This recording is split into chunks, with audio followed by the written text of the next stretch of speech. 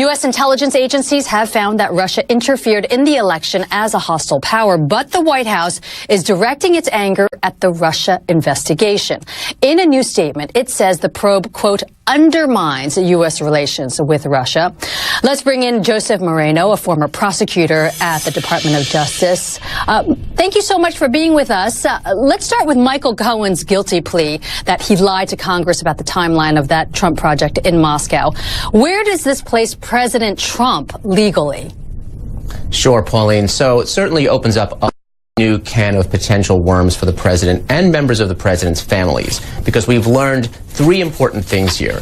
Michael Cohen previously had said that any conversations about a potential Trump Tower in Moscow ended in early 2016. He said he made no efforts to travel to Russia to further that project, and he said he had no communications with the Russian government about that project. Now he says in a surprise plea agreement this week in Washington, all three of those things were false. So that exposes not just Michael Cohen to potential now prosecution for lying to Congress, but also members of the Trump family and possibly the president himself as to whether or not they were truthful in terms of how they communicated when that potential Moscow project in fact ended, when conversations about that stopped, and if they went further into 2016 during the height of the 2016 presidential campaign.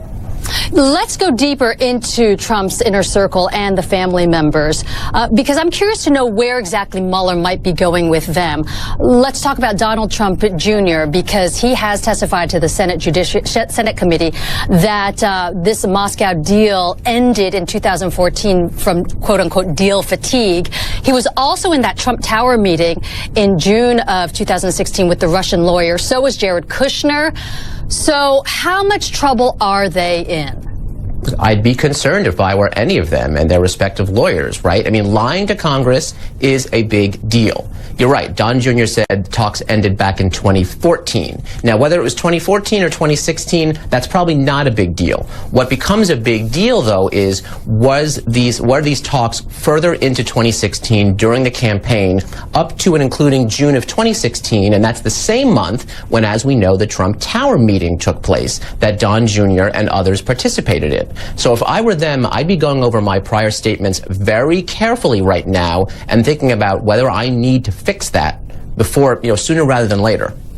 Now, if the water gets too hot, we don't know what the president can do because he is unpredictable. You are a former federal prosecutor. Are you concerned that the president will persuade the acting attorney general to fire Robert Mueller?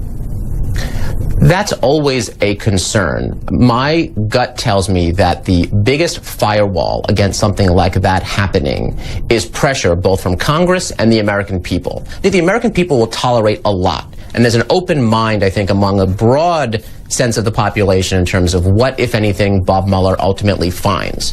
But if the idea of the president taking steps either to fire Bob Mueller directly or doing it indirectly through the acting attorney general, I think you'd see a significant backlash where people say, look, we have stuck it out all this time. We, the American people, deserve to know what exactly happened. Joseph Moreno, former federal prosecutor, thank you so much for peeling back the layers on this complicated investigation. We appreciate it. Thanks, Pauline. Good to be here.